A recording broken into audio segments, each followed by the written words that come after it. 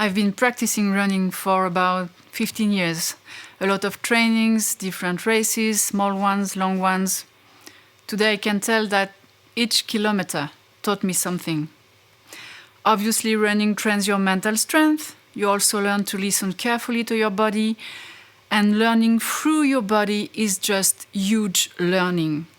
But finally, the most important lesson for me was learning to run with all my heart. And when you invite your heart in your race, your whole life begins to change. There are probably a lot of reasons to write books.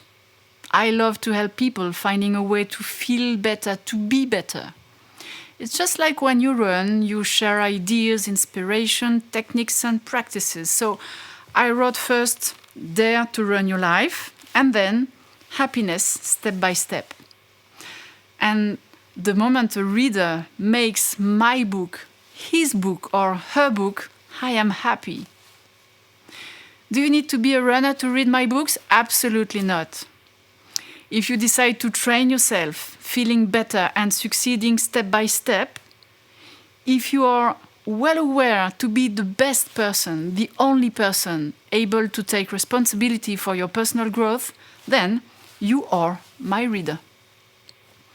The common point between the two books is the 4 steps method, which helps you to balance your time and goals in all your races, personal as well as professional. And the method leads you to improve all your relationship, beginning with your inner relationship, of course. So you just have to ask yourself regularly 4 questions. Do I dream enough? Do I dare enough? Do I experiment enough? And do I learn enough? Then life is becoming so exciting. A woman posted a comment on Instagram. She was explaining that she couldn't stand books about personal growth.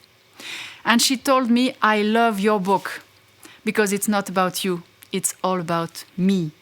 Your book inspires, shares ideas, proposes, but still, I feel free to find the perfect answers for myself. This is it.